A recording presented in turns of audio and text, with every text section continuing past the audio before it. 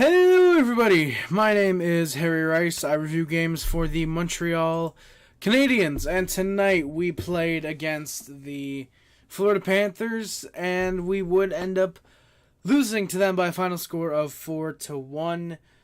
Yeah, like usual, we are going to do things the normal way. Yoshi, Carolina, pretty good team. It makes sense. I know about the Leafs. But yeah, the Panthers, also a very good team, beat another Canadian underachiever. The Panthers, we'll get into it if you guys don't know. If you guys are new here, I should say, and you don't know how we do things, we go through the lines. Now, Yoshi Bros, I think we're probably going to lose to them more than likely.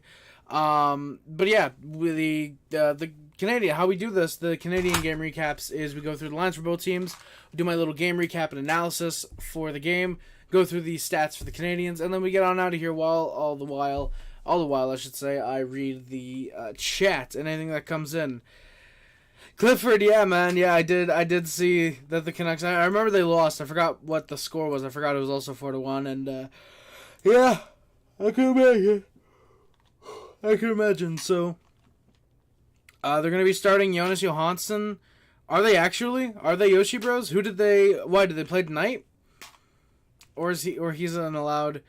I mean, Yoshi, I don't know. Jonas Johansson, when he's been in net this year, weirdly enough, has actually turned into a half-decent goaltender. So, yeah. They lost 5-1. Keep in mind, that's Vasi. They're usually good at rebounding after a loss, so 100% the Lightning are winning tomorrow, no doubt. The opening lines for the Canadians are Caufield, Suzuki, Slavkovsky, Monahan, Evans, Anderson, Armia, Dvorak, Gallagher, and Pezzetta, Stevens, Ullinen. Matheson, Savard, Gooley, Barron, and Struble Harris were on the blue line. Jake Allen, unfortunately, gets to start in net for the night. Caden Primo backs him up, giving Sam Montembeault the night off. He will more than likely, I would assume, get the start tomorrow against the Lightning. I can't see them going back to Primo, and obviously I can't see Jake Allen playing both halves of a back-to-back. He did that twice last year, and both times ended about as well as you would think. The opening lines for the Panthers were Rodriguez, Barkov, Reinhart, Verhaeghe, Bennett, Kachuk, Luostarinen, Lindell, Cousins, and Lomberg, Stenlund, Lockwood. Here's the thing, Habs are 6-7 points behind the wildcard spot, so I mean, I know they would, Yoshi Bros, but there's no chance the Canadians are getting a wildcard spot. There's no chance of it. William Lockwood, I don't think he's making his NHL debut tonight. I'm actually going to look that up real quick just to confirm. But I don't think he's making his NHL debut. He definitely is not. Wow, so yeah, he has potentially his first career NHL fight. He did have 9 penalty minutes in 21-22 with the Canucks. So there's a chance that was a fight, but it could have just been a 5-minute major. That wasn't a game misconduct worthy thing. But he's played a total of 42 career NHL games. 42 career NHL games. 1 assist. He's played 14 games this year. So he was also traded. Oh my God.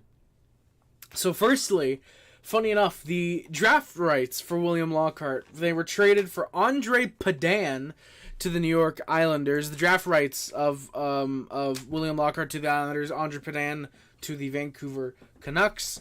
The New York Islanders then flipped the trade rights with Chad Johnson to the Sabres to get Michael Neuwirth. The Sabres then ended up trading that pick to the Pittsburgh Penguins for the rights to head coach Dan Bielema. Then the Pittsburgh Penguins took that pick with Brendan Sutter, flipped it to the Canucks for Nick Bonino, Adam Glendening, and a second-round pick that became Philip Gustafsson. Gustafsson would then end up getting packaged with Ian Cole and a first, traded to the Ottawa Senators for forward Vincent Dunn. So I believe that was to dump the cap of Ian Cole, I'm pretty sure. And a third-round pick who became Justice Annunen. And, of course, we all know the Senators would end up fumbling that one hard because that's all the Ottawa Senators do. William Lockhart, meanwhile, was then traded in 2023. He was traded with a 7th-round pick in the 2026 draft to the New York Rangers for Vitaly Krevtsov, who is now currently in Russia. So that's very fun. And yeah, I'm assuming he signed with the Panthers. I'm very surprised they don't have that on here. So yeah, very funny to see that going on. Flaggio, yes, the Pistons did win. We were talking about it in the Discord. If you're not blind, you'll see. Will the Leafs trade for Jake Allen? Here's my reason why. Because Sammy has been a worse goalie for us, so if the Habs aren't able to make it. Yoshi Bros, no 100% we are not. We're not trading Jake Allen to the Maple Leafs. It's not necessarily a divisional rivalry thing. Leafs don't have the assets we're looking for. We easily will probably be able to get a first-round pick. If this bidding war thing is legit, there's apparently been some teams that have inquired about Jake Allen. I think it's 5 or 6 now that have legitimately, through like Friedman and whatever, have come out that they have inquired about Jake Allen. So I could see there potentially being a... By the way, thank you guys for sticking through that William Lockwood kind of trade history. Thank you guys for sticking through that. But, again, the Leafs don't have the assets that we'd want. Would we take back Ilya Samsonov? I don't think so. Because we then are stuck in the same situation of we have 3 goaltenders. We can't waive Caden Primo because he'd probably get claimed. Montembeau obviously just got re-signed, so we're sticking with him as the starter. That's the reason we want to get rid of Jake Allen, is to a team that needs a goalie and they can afford to, say, run either 3 goalies, or they have a goalie they can just send down, or they don't mind losing. They don't mind losing on the waiver wire, for example. I think with Tampa, somehow if they wanted to back up like Jake Allen, they'd probably have no problem if Jonas Johansson got claimed off waivers, for example, if they even send him down, for example, there. So I don't think the Leafs would want to trade. The Leafs would trade for Jake Allen only because, again, while Samsonov has been easily the worst goalie in the National Hockey League this year, he's literally at Vesatoskala numbers, which is really goddamn funny. Again, we wouldn't want to take on Ilya Samsonov unless it's some type of 3-way deal where the Habs trade Jake Allen, the Leafs trade Ilya Samsonov to, say, San Jose. I don't know, can things really get much worse there? But then they're also then stuck in a 3-goalie rotation. The Canadiens, say, get a first-round pick, for example. Or maybe the Sharks retain 50% on Samson. I don't know. You'd have to make some type of deal work there. Unless maybe you do Primo. But then again, Samsonov has been god-awful, and he's probably out of the league in 2 years, so I don't know if it would work out. But I don't think Leafs would end up trading for Jake Allen. I don't think they want him, even though they do need goaltending. Goes to show, by the way, Leafs fans, they're clearly focused on offense because they're knowing that their defense and goaltending is some of the fucking worst in the National Hockey League. Shout out Ryan Reeves. I'm not saying that we might, but let's just say, yeah, if Wall's not going to be back in time, yeah. I do think trading for a goaltender that could be good in the playoffs. Allen is really good in the playoffs. He was really solid for St. Louis, despite what someone like Darkness might tell you. Smart people will say that Allen legitimately, Allen is very, very good in the playoffs. So I absolutely think that the Leafs could use a guy like Jake Allen. And I forget if it was the hockey guy who brought this up. Someone mentioned this, and I forgot who, but the Leafs work very well with veteran, older goalies who can handle that pressure in the media of Toronto. No, I don't think Allen necessarily one of those guys, but I do think that if they were to trade him, he would be able to handle it better than a Ilya Samsonov or Joseph Woll. It's why Martin Jones, despite losing horribly tonight, still was okay. Has been all right, I'm pretty sure, for the Maple Leafs. At least all right compared to fucking Ilya Samsonov. So, yeah. Yeah, Raptors lose to the Pistons. We did talk about that. We did say that. They did win the trade, definitely. I don't know if any of the guys that they got or if any of the guys that they got were in the lineup tonight. I've said that all. I don't think that the Raptors, even if they get to the playoffs, they're a first-round exit still, probably. And I get that this trade, they absolutely win this trade. Easily, no doubt, no matter what happens, they win this deal. But still, just... what the fuck are they doing? Yeah. The GM president of operations still living in 2019. You know what? Yeah, probably. That would make sense, yeah. Randy, how's it going, man? Missed the whole game. How do you grade the Habs' efforts tonight? Randy, weirdly, because it's strange, because the Canadiens only got 18 shots. And immediately you might look at that. I don't know if you've looked at the final shots or anything like that. But you might look at 18 shots and think, oh, wow, we played horribly. How did we not lose by more? But it was a very low shot game. There were points where we were outshot by double the shots. And we're not talking like a 40-20 type of thing. No, literally just 8-16, 7-14. Again, very low shot game. This is into the third period, by the way. There were some efforts tonight. Like, I noticed a lot from Savard. He was very good defensively. Caufield ended up scoring our only goal. Spoilers for later in the game. I thought he had a decent game. Evans, I thought, played a solid night. Anderson was very noticeable. He had some good chances. Gooley, I thought, was solid. Struble had a good game. But the rest of the guys, kind of, sort of, a little bit, not forgettable, but just not too memorable. Memorably good or memorably bad, you know. If, say, Armia had a very bad game, then I would have pointed it out. He was alright. Couple bad shifts, couple decent ones. Ullinen had a very horrible turnover. Allen had to bail him out on that chance. On a chance that we'll get to in a little while. Overall, I'd grade it probably a C-. Should have tried better. Like Oz said, the PK was pretty bad. Can't even say the power play was awful tonight because the Panthers just have a deadly penalty kill. Actually, I think we only got one power play, and it was the one that we scored on, actually, funny enough. But yeah, I would definitely say that a C-. Could have done better. Could have done a hell of a lot worse, especially for this team. We stayed in the game for the most part, so meh. C- again. Like I said, could have done better, could have done worse, just meh. Kind of a forgettable game when it's over with. If the Leafs need to trade the first round pick, I think giving it to your team than any other team to receive the first pick. I can't consider what teams I may want that would likely need a first round pick after the Leafs do here. That's true, Yoshi Bros. They do trade it to get you far, and then usually end up being a first round exit anyways. But yeah, I definitely think the Leafs are one of those teams. Leafs, the Penguins, they're very gung-ho about trading the first-round picks. Who needs prospects? We'll overrate guys that we end up drafting anyways. So I definitely get that, we're trading a first-round pick. We do that anyways. Why not do it for something that can actually help the team instead of Jake McCabe? But yeah, I again, I'm not saying that it won't happen. It's just I believe the Leafs have, $1.5 million in cap, if that. Well, actually, no, because I'm pretty sure what's his name is on LTIR. Not Jake McCabe. Jake Muzzin, I'm pretty sure, is on LTIR till the end of his career, which I think his contract actually expires after this year. It's him and someone else that are on LTIR for the Leafs. I forget who. So I don't know if they do have cap space to straight up bring in Jake Allen and then say send Martin Jones down or ship off Ilya Samsonov in another deal, for example. I don't know if they would be able to do that, but I definitely think that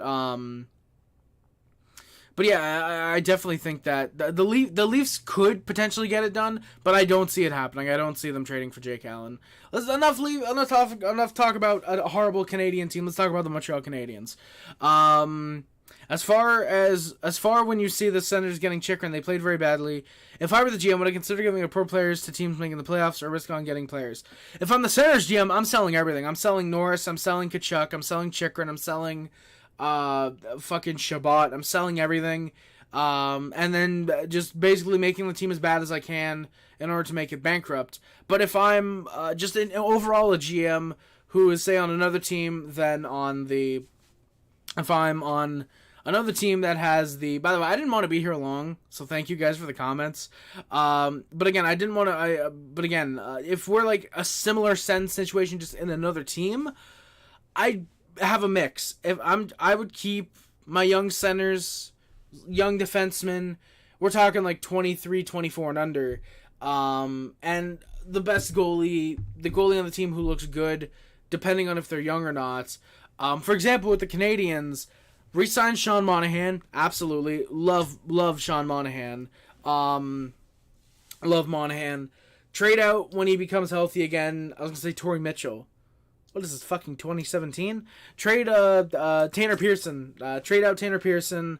I doubt there'd be a team who wants Mitchell Stevens, but if there is, I don't know, maybe deal him. I mean, he's been good in Laval, so maybe just try and slip him through waivers.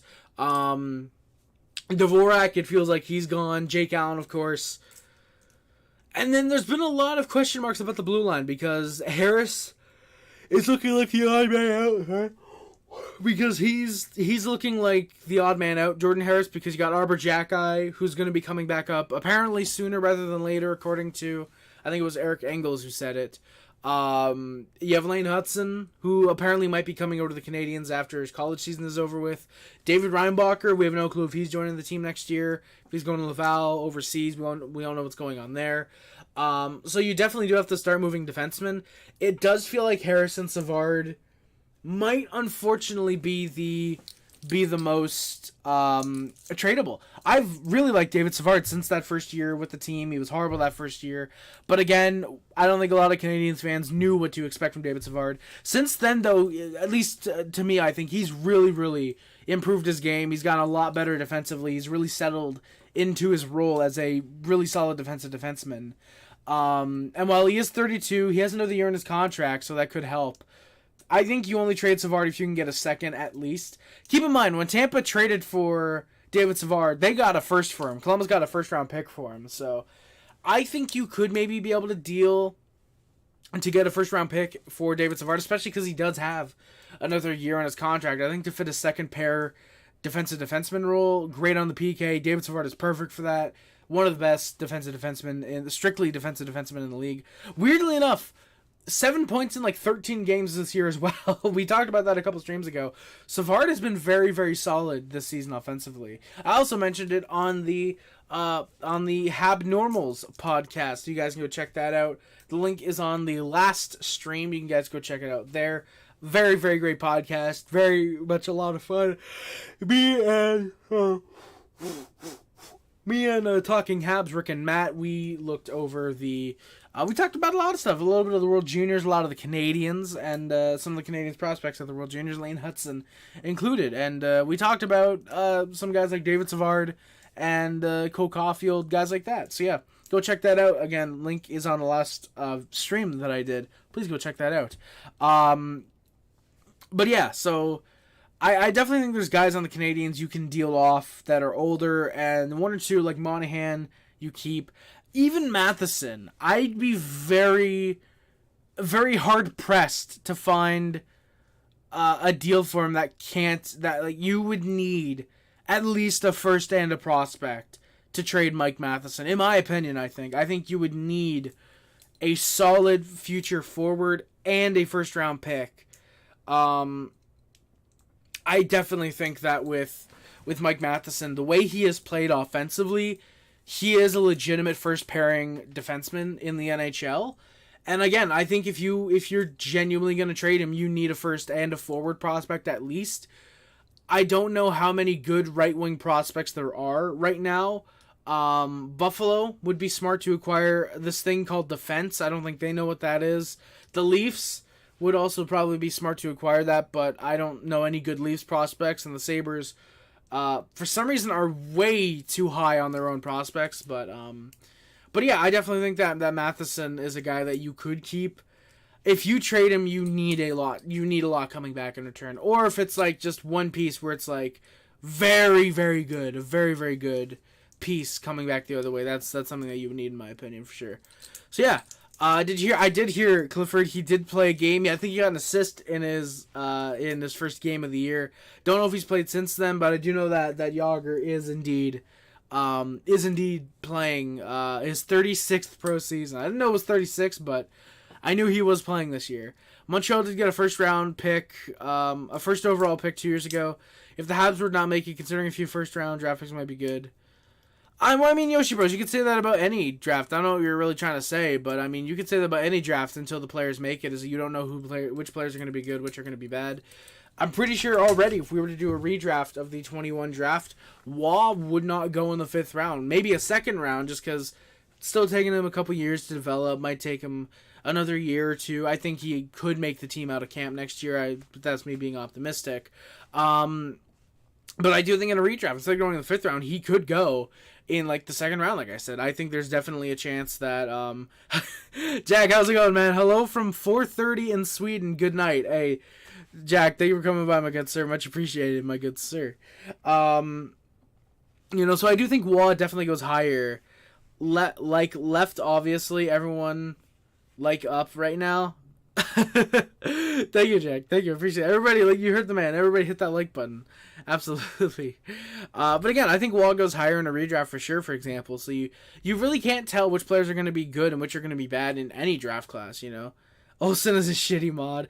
I mean, Jack, at least you have an excuse to not come by the stream often. You're very busy. You've got school, and I think you work now as well. So you've got an excuse to not be here often, so, yeah.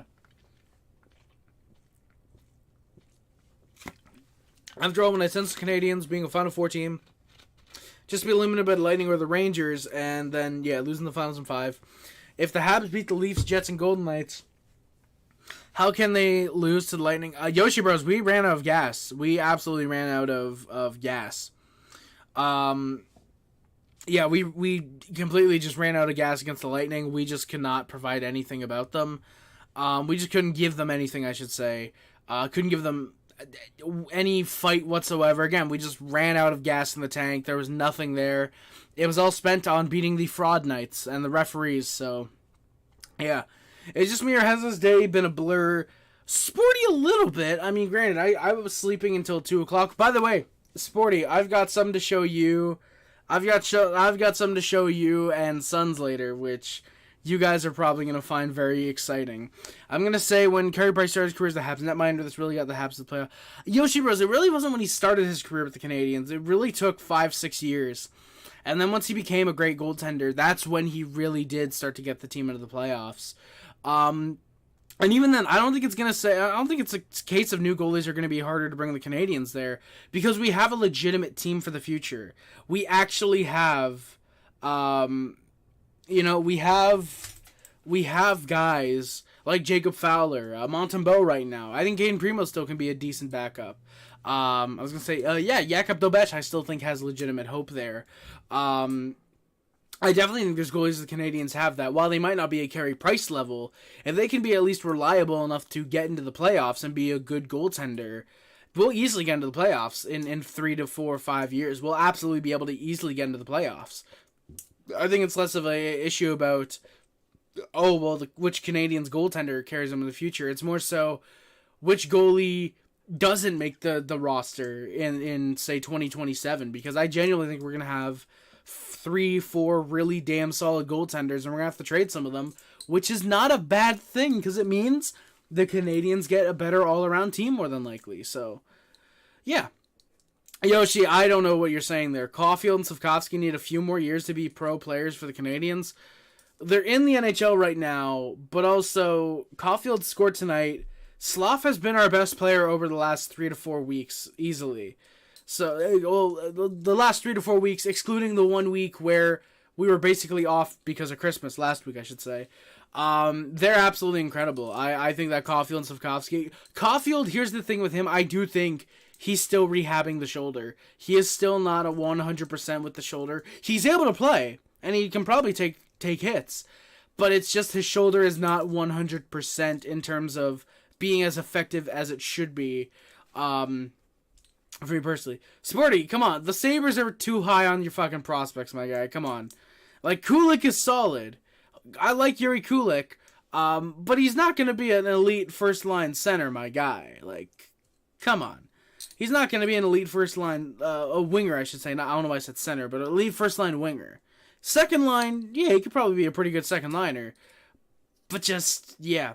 Like, what I have noticed when your team drafts players on the first round, they can need time in the World Juniors or even... Well, Yoshi, that's literally the same thing with every other team in the league, is that they usually play their prospects in either their junior team, European team, they go to the World Juniors or whatever. That's how you develop a lot of players, and I think it's incredibly useful to do that, in my opinion. Like, for me personally, the way that I see it, a guy like a JJ Moser, where he's an overager and he ends up coming into the league right away, getting drafted in the second round, is extremely rare. You're not going to see guys like him every single year. You're not getting, if that was the case, every team would be able to hit and have 7-8 new guys on their team every year coming right out of the draft. So for me, I think that even in the first round, a lot of the time, it's like two 2 to 5 players, maybe 7 if you're on a really strong draft, that end up making the NHL right away. But a lot of the time, it's like the first overall pick, and then maybe a couple guys throughout the year get some games here and there. So for me, I don't even think that yeah, and exactly like you said, Yoshi Bros, like when they're ready, they get their 3-year entry-level deal. Sometimes 4 years if they don't end up playing in the league right away. I think you can even go up to 5 years under certain circumstances. But, yeah. Well, no, Yoshi Bros, I get that, but Caufield's not going to match the total of goals scored by Matthews. Caufield is not a selfish player. He'll score 40, 50 goals in his prime, but he's not going to get up to 60. Matthews looking like he might end up scoring 70 goals and get out in the first round this year. But Caufield's not going to score the amount of goals that Matthews is scoring. Is he a better goal scorer than Matthews? Yes, absolutely. But will he be able to score the amount of goals that Matthews does? No, because he's also focusing on his playmaking. He's also starting to play pretty decent defense. I think his defense is a little underrated. He was forechecking a little bit tonight, and I think even last game. Caufield's forechecking is getting a good deal better than where it was when he first came into the league.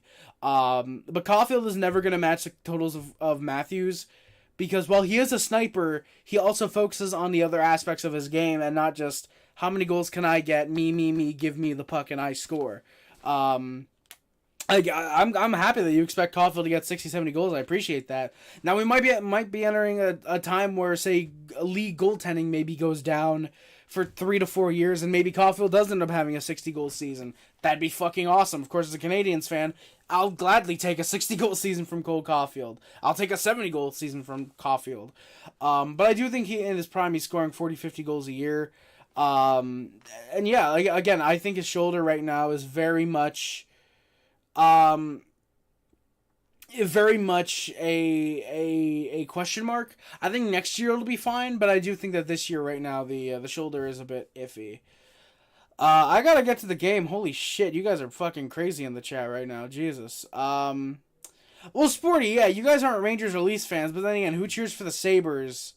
Who cheers for the Sabres right now? Like, I just read that one. It's rare to see guys... Exactly, Sporty. It's rare to see guys after the top 5 making it right away. Like, and even in the top 5, you get around a 3 to 5, it's 50-50 if they'll make the league right away or not, Like, last year, what was it? It was Bedard... No, Fantilli's in... No, Fantilli's not in the league. No, he's in fucking World Juniors right now, is he not? 2023 NHL Entry Draft. Yeah, it was, Oh, no, Fantilli did make the team right away. Yeah. It's Bedard, Carlson, Fantilli, and then Will Smith. He's probably going to take 2 to 3 years to come into the league. Reinbacher might be here next year. I think it'll take another year, though. Dmitry Simashev, probably going to take 3 years to come over. Michkov, I think it's 4 seasons it'll take him to come over. Ryan Leonard, probably 2 years. Nate Danielson, he's never going to make it. Let's just be honest. Dalibor Dvorsky, probably another 2 years. Tom Willander, probably 2 years. Zach Benson made it, but that's because the Sabres always rush their prospects. But still, a guy like Benson, 13th overall, making the NHL right out of the draft. Well, not necessarily right out of the draft, because he came over, I think, 9 games into the year, I think, something like that. That's still rare. That's still incredibly rare to see something like that. I don't think there's anyone else that's even played a game. Yeah, literally, the percentage of NHLers in the 2023 draft right now to play in the NHL is at a 1.8 percentage, which I think is really funny. I genuinely think that's really that is very funny. But yeah, sorry boys. I'm technically on Twitch right now. I'm watching Twitch, and yeah. I mean, Yoshi Bros, I don't think Caufield's necessarily more concerned about Did he make it from camp? I thought he got called up like 5 games in. He was sent down to Rochester, I thought. I mean, either way, Zach Benson, the Sabres can have Zach Benson. We've got defense. We've got actual goaltending. But yeah, Yoshi Bros, I don't think Caufield's necessarily worried about winning an award. The only award I think he wants to win is the Stanley Cup. I think that's what Caufield is really worried about. I mean, if he wins something like the Rocket or something, he's happy, but I think he wants what most NHL players want, and that's a Stanley Cup. Why do you think he took less than the captain to stay with the Canadiens on a, 8-year deal, I think it was?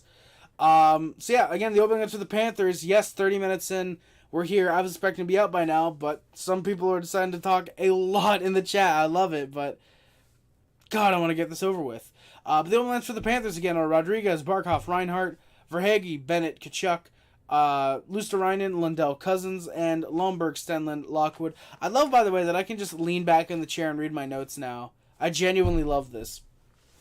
Forsling, Ekblad, Mikkola, Montour, and Ekman Larson, Kulikov are on the blue line. Anthony Stolarz gets the start net for the Panthers, and Sergei Bobrovsky backs him up as Spencer Knight is still in the AHL. Will he ever make the NHL again? Yeah, probably. Give him a year. He'll probably be up next year, is my guess. Before the game, first game of a back-to-back. This is going to be fun. So, yeah, we'll, of course, be live again tomorrow for that game. We're playing the Tampa Bay Lightning. We're playing the Tampa Bay Lightning tomorrow. I doubt we'll still be live up for getting into the new year, but we'll see. We'll see. I really hope I'm not streaming for like an hour, for like 2.5 hours by that point, because holy shit, my fucking insane, I'd be going insane by that point. But yeah, Anderson early in the opening minute gets taken down from behind by a cross check on a near break, no penalty of course. Panthers in the press, Rodriguez has a shot stopped by Allen. Both teams very fast and furious in the opening stages of the game. Habs top line presses. Caufield presses, not precious. God, I really hope there's no fucking fat black chick on the ice tonight. Caufield, if you guys don't get that, look up the movie Precious. A very, very funny movie. Caufield isn't able to finish a pass that's in his legs. Suzuki then nearly gets one on a solid deke through the Panthers D. Then all of a sudden, we got a fight. Michael Pezzetta on the fourth line fighting William Lockwood, or Willie Lockwood. That's a very 50s name, and I like it. Pez, good finish. Both guys with a good scrap there. That's fun to watch. Don't know what caused it. They both just kind of got into it, decided to drop the gloves.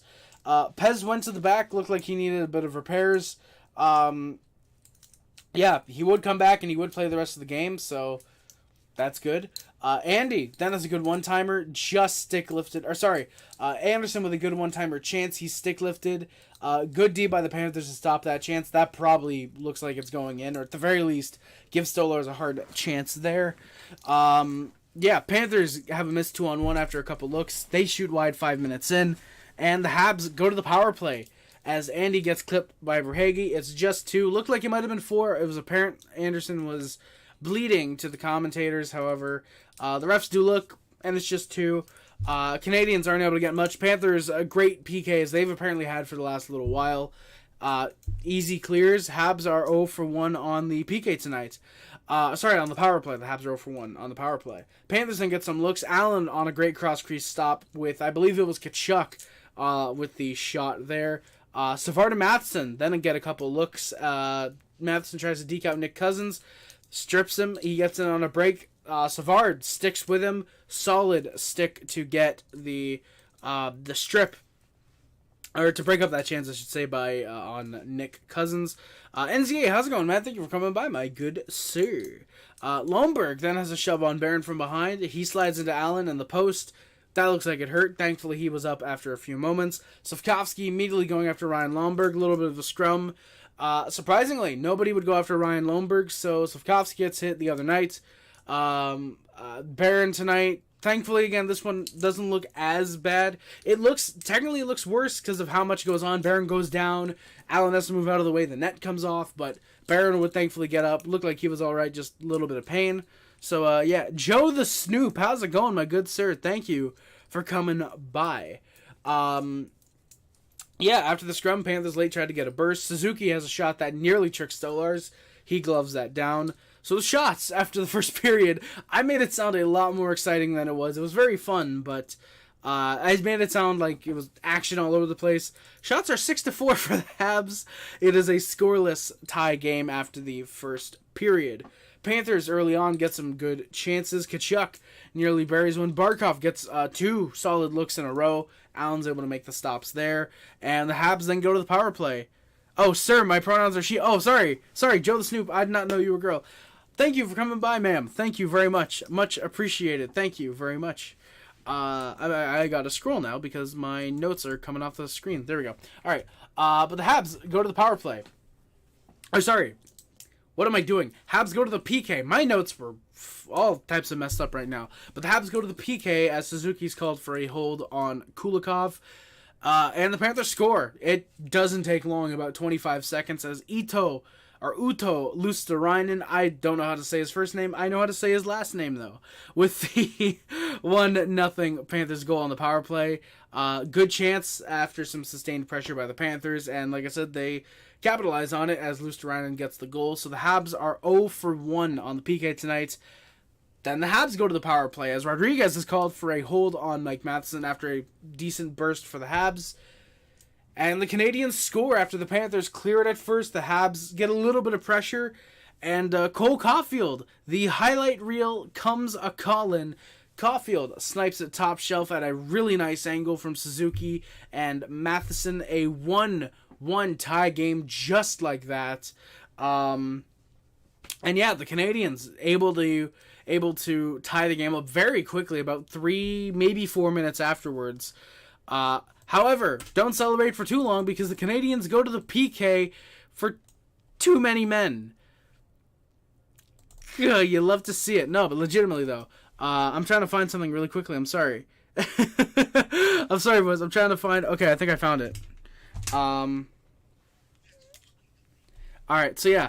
I hope you guys didn't hear that in my headphones. But yeah, the Habs go to the PK. It's a too many men call on the Canadiens. Habs do get some quick clears, but the Panthers score. Carter Verhaeghe gets the goal on a very solid 4-way quick passing play, exposing the Habs D as everybody is out of position. And yeah, like I said, everybody's just out of position. Unfortunately, nothing can be done on that. But wait! We've got a coach's challenge as it looks like the play is offside about 30 seconds before the goal. And it is. Ladies and gentlemen, as we all know, that's fucking illegal. No goal is the call, a 1-1 tie game. Still, they've got 39 seconds of the power play for the Panthers back on the clock. They then try to press. However, the Canadiens are 1 for 2 on the PK tonight. Habs then try to press. Slavkovsky almost puts it in his own net. A little bit of miscommunication between him and Allen. I just realized I can take these out because I just need to hear Dana White say that. Habs then press. They were stuck on 7 shots for a while, though. I want to say it was almost 10, maybe 12 minutes that they were stuck at 7 shots in the second period. It took a while for them to get another shot. Panthers press. Good D to strip the Canadiens of any pucks. Habs were able to stay in the game in terms of not getting scored on. They were allowing a couple shots, not a lot of tough ones in the second period. It was kind of a boring second period, if we're being honest. Panthers get some chances. Ullinen has a horrible giveaway. Allen's able to bail him out on a break chance there. Panthers in the dying minutes with pressure. There's some board play at this stage. Just kind of chip the puck in the neutral play, try and get the Panthers exhausted.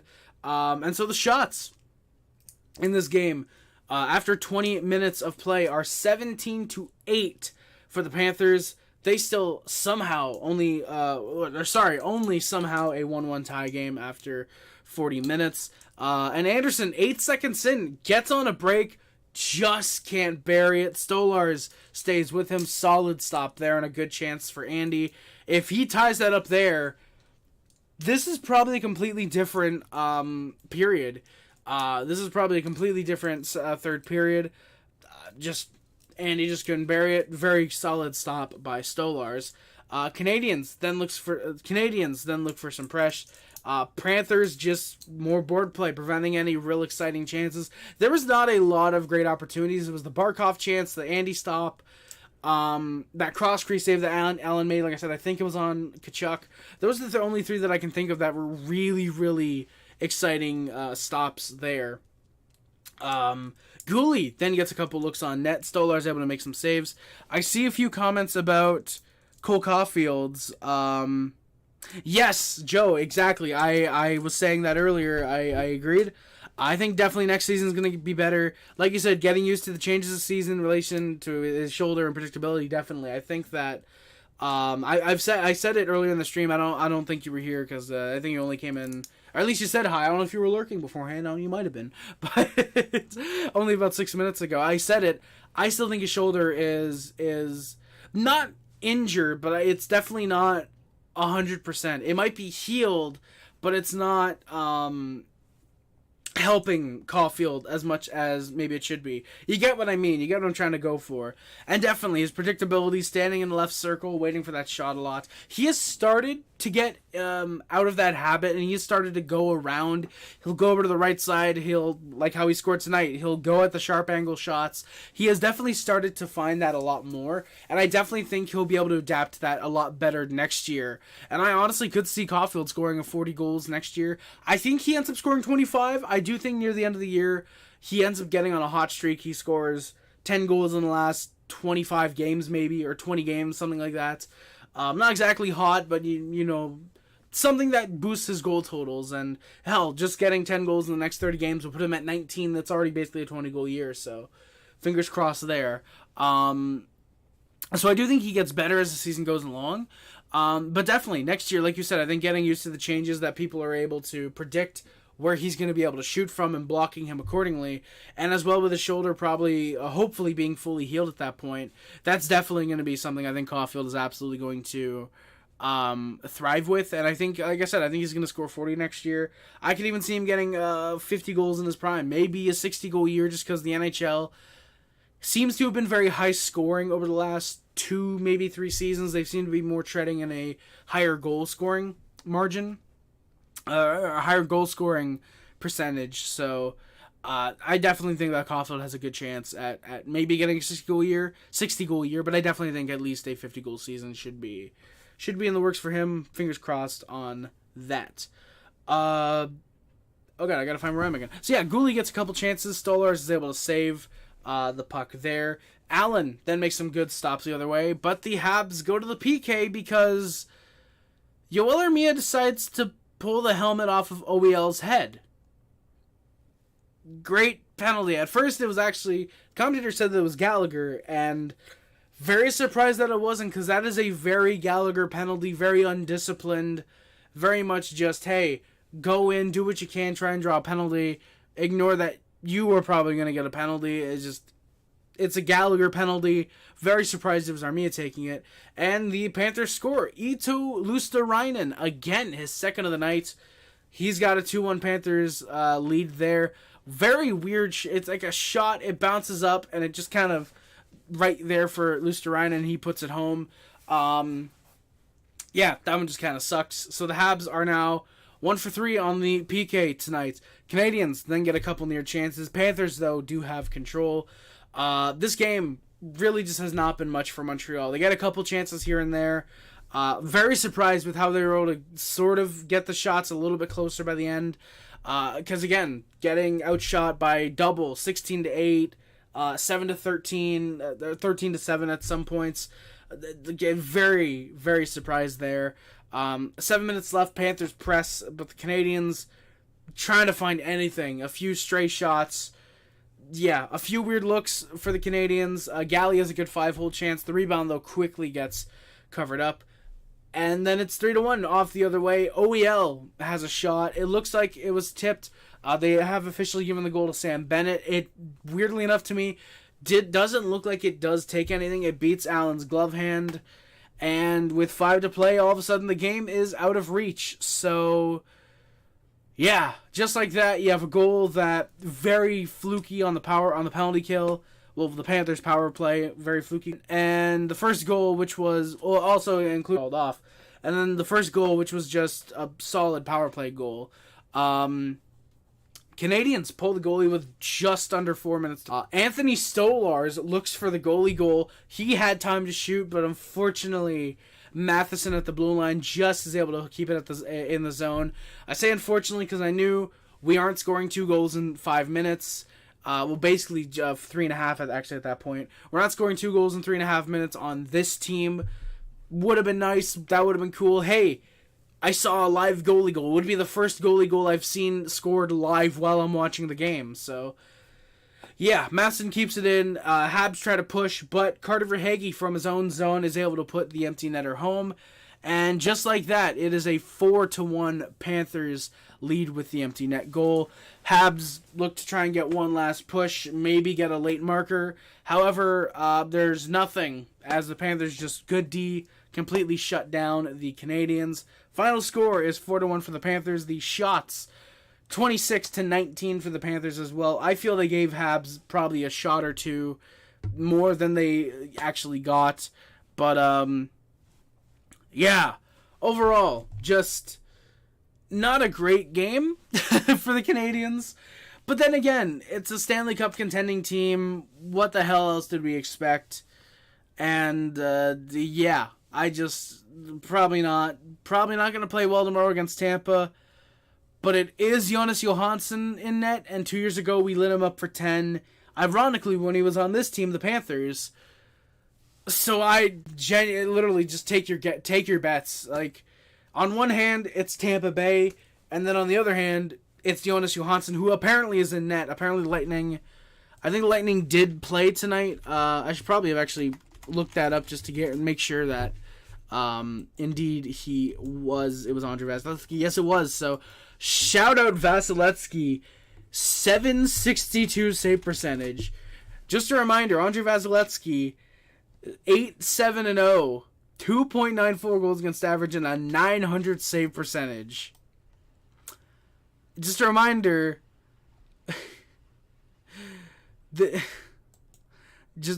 God, I love it. Genuinely, I love it. You gotta love seeing the failure of some of the biggest frauds in the National Hockey League. Alright, let's get into the stats. Let's get out of here because my throat, admittedly, a little bit sore. I think my phone is fully charged, by the way. Yes, it is. So I'm going to unplug it. And I'm actually going to get Supercard loaded up because I'm going to play some WWE Supercard. Nick Suzuki leads the Montreal Canadiens. He's got 10 goals, 21 assists, and 31 points. Michael Matheson, 6 goals, 20 assists. I'm not calling him Michael. Mike Matheson. Billy Madison, if you will. 6 goals, 20. Shout out the Habs locker room for calling him Billy. You love it. And now my dad calls him Billy, which I love and I hate. Mostly love, though. Legitimately, though, Mike Matheson has 6 goals, 20 assists, 26 points. Say it with me now. Remember when Mike Matheson wasn't playing like a top 15 D5 games ago? Yeah, me too. Cole Caufield has 9 goals, 16 assists, 25 points. Sean Monahan, 9 goals, 12 assists for 21 points. Alex Newhook, Billie Jean. You're close. Not quite there, but you are close. And Alex Newhook, who is unfortunately out for almost the remainder of the year. Or Billie Eilish. Fuck Billie Eilish. 7 goals, 6 assists, 13 points for Alex Newhook, not Billie Eilish. Justin Barron. Justin Barron, 6 goals, 6 assists, 12 points. Brendan Gallagher, 5 goals, 7 assists, 12 points. Juraj Slafkovsky, 4 goals, 8 assists, 12 points. Joshua Anderson, 6 goals, 5 assists, 11 points. Jake Evans, 2 goals, 7 assists, 9 points. Jake Evans, 2 goals, 9 assists, 11 points. I think I said that properly, actually. Caden Gooley, 2 goals, 7 assists for 9 points. Tanner Pearson, who's unfortunately still hurt, 4 goals, 4 assists, 8 points. Christian Dvorak and David Savard each have 3 goals, 4 assists, 7 points. The only difference is one has played, I think, 10 games less than the other, so take your guess. Hint, Christian Dvorak is not nearly half a point per game, surprisingly. Jesse Ullinen, 3 goals, 3 assists, 6 points. Jonathan Kovacevic, who was a healthy scratch yet again, 4 goals and assists for 5 points. Jaden Struble, 2 goals, 3 assists, 5 points. Michael Pezzetta, 1 goal, 4 assists for 5 points. Yoel Armia with 4 goals. Gustav Lindstrom, 3 goals and assists for 4 points. Raphael Hart-Pinard, who is still hurt with 4 assists. Arbor Jacki, who is in Laval currently in the NHL at least, has a goal, 2 assists for 3 points. Jordan Harris has 3 assists. Mitchell Stevens has 2 goals. Kirby Dach, who's unfortunately out for the remainder of the year, with 2 assists, same as Caden Primo. So you could argue that Caden Primo is on par with our second-line center. And Jake Allen, I hope Primo gets another assist, so you could say Caden Primo had more assists than Kirby Dach. But Jake Allen has an assist. Fighting-wise, Michael Pezzetta, he has 4. Jack Guy's got 3. Juraj Slafkovsky, Josh Anderson, Caden Gooley, Tanner Pearson, and Jaden Struble each have a singular fight. So yeah, that is going to do it for today's stream, guys. Thank you all so much for watching. It really means a lot that you guys would come by, waste a little time with your boy, Harry Rice. Thank you all again so much for watching. My name is Rice. Do not forget to like, comment, subscribe, favorite, share, and which includes, but is not limited to, YouTube, Facebook, Twitter, Instagram, Tumblr, and everything else. My name is Rice. Subscribe to the Puff Club, the Hasty Club, Sub Up, D Nation. If you are a member of the Mod Squad, the government comments on streams and interviews is much greatly appreciated. Thank you guys again so much for watching. My name is Rice, and I am out of Montreal. Links to the description are the Amazon list, the PO Box, PayPal, the Discord, the Letterboxd, Streamer account, the Twitch, and the Streamlabs are down there as well. Out of Montreal, always remember, no matter how bad we were last year, how solid we are like this year. I'd say 500's pretty alright. Go Habs, go, baby. Thank you guys again for watching. NZA, see you tomorrow for sure, man. Thank you for coming by, my good sir. Again, thank you all so much for watching. My name is Rice again, and I am out. Love you guys. See you guys. Bye, guys. Love you guys. See you guys. Bye, guys. Love you guys. See you guys. Bye, guys. See you guys. Bye.